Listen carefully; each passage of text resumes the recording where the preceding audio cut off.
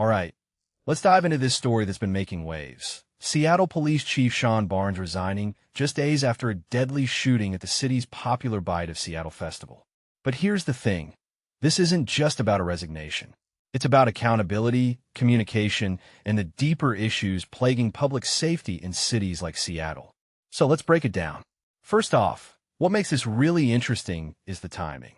Barnes steps down less than a week after a shooting that left 3 people dead and 4 injured, including a 2-year-old. Personally, I think the timing here is no coincidence.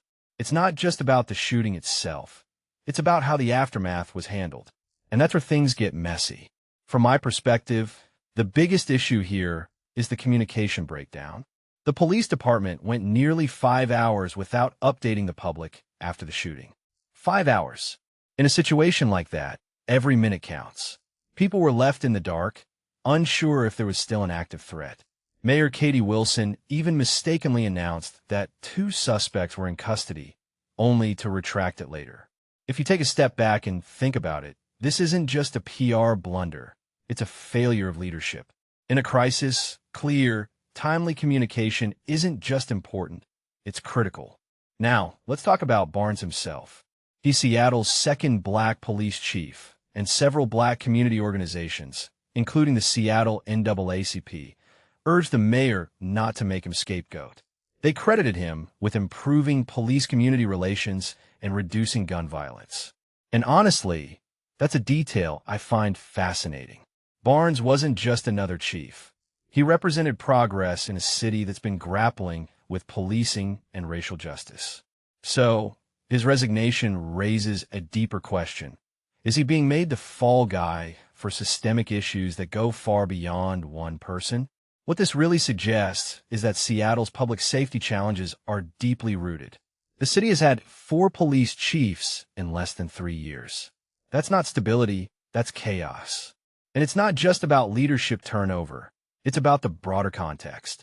Seattle has been at the center of debates about policing, from calls to defund the police to efforts to reform it.